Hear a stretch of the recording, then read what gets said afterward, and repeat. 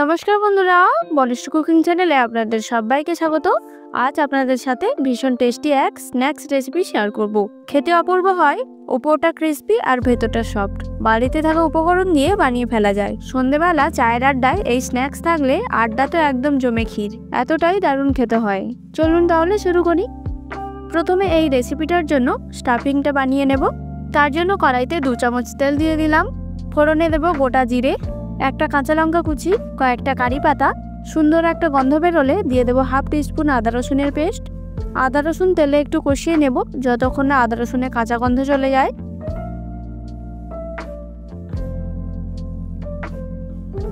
তারপর দেব একটা বড় সাইজের পেঁয়াজ কুচি। পেঁয়াজ খুব বেশি ভাজবো না, পেঁয়াজটা হালকা একটু নেড়ে নেব।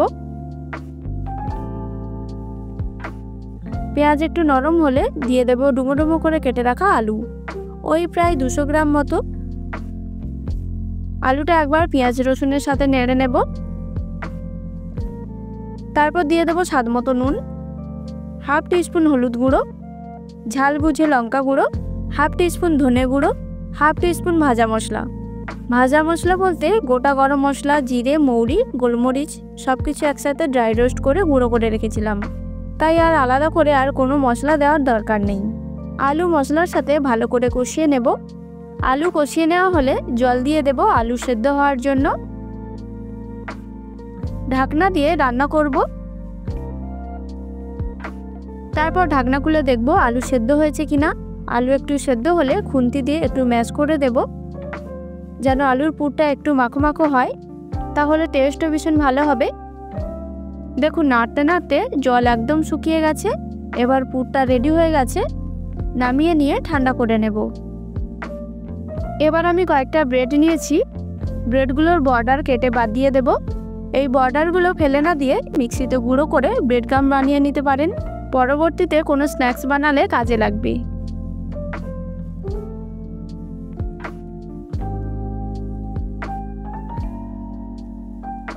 দেখুন বর্ডারগুলো কাটা হয়ে গেছে। এবার দেখুন একটা বাটিতে জল নিয়েছি। এই জল এবার ব্রেডের ওপর দেব।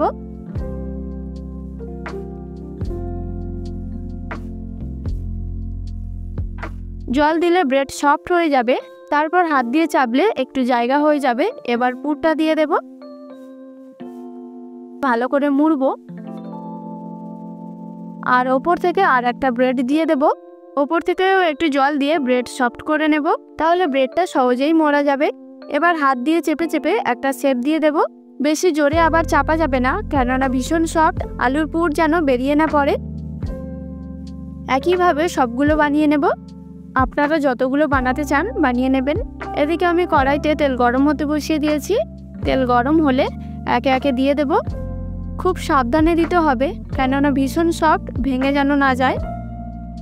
তারপর হাই ফ্লেমে ভেজে নেব সুন্দর একটা কালার আসা পর্যন্ত। এক সাইড হলে সাবধানে উল্টে দেব।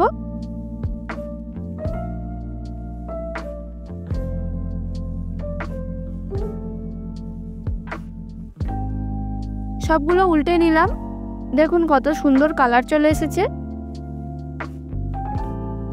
এটা আবার একটু বেশি ভাজা হয়ে গেছে, তাই এটা আগে তুলে নেব। তারপর বাকিগুলো ভাজা হলে ওগুলোও তেল ঝরিয়ে তুলে নেব।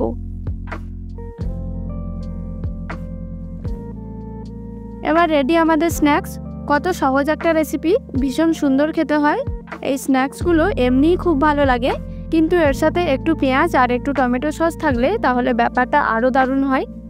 আপনারা অবশ্যই বাড়িতে বানাবেন আর আমাকে কমেন্ট করে জানাবেন ভিডিওটি আপনাদের কেমন লাগলো। ভালো লাগলে অবশ্যই একটা লাইক করবেন এবং ফ্রেন্ডস ও ফ্যামিলির সাথে শেয়ার করবেন। নিত্য নতুন রান্না দেখার জন্য আমার চ্যানেলটিকে সাবস্ক্রাইব করে বেল নোটিফিকেশনটি অন করে আমার সাথে থাকবেন। আবার দেখা হবে নতুন এক ভিডিওর সাথে। ভালো থাকবেন, সুস্থ থাকবেন।